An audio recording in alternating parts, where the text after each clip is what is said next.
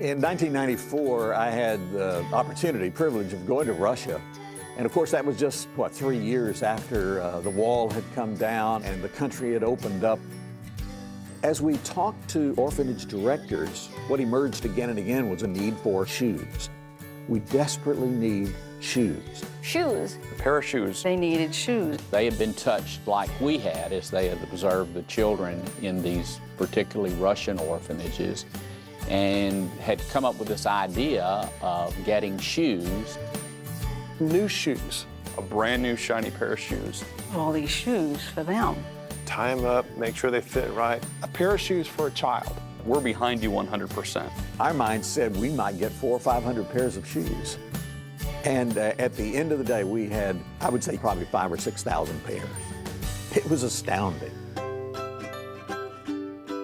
If I were to think about the impact of a pair of shoes, it does sort of paint a picture for what it looked like for Jesus to be in front of his disciples and wash their feet.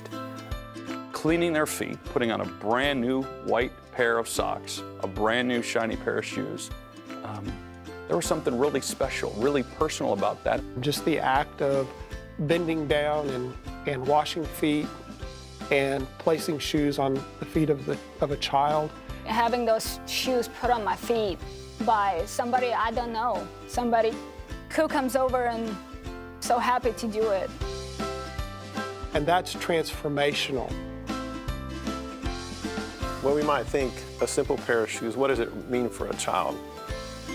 For that child, lights up their world. We saw how their eyes would light up. Their faces just get bright. Oh, just to see their smiles. Receiving a pair of shoes was one of the happiest moments of my life. It's the first new anything they've ever had. I do know the language of a twinkle in the eye of a child who's just gotten something that he has never, ever had before. And whether it was shoes or people going over or boxing them up or buying them at the store and bringing them, whatever part people played in it, they were all part of God's process of bringing about change in people's lives. There's just a whole lot of love behind those shoes.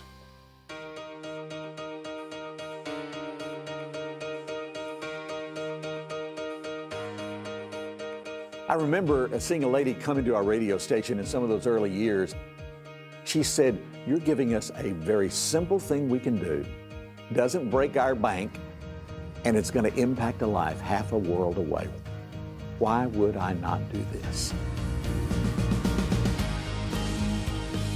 It follows the tradition of Buckner, which had always tried to engage the people we were ministering to. It's kind of taken on a life of its own.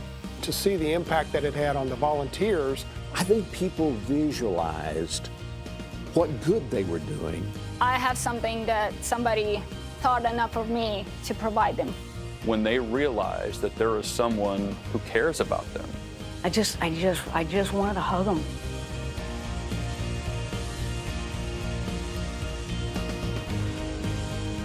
it has opened doors of opportunity for us in multiple countries that have started with shoes. I can't really envision a Buckner without Shoes for Orphan Souls. When I think about the future of Buckner as that being our calling card,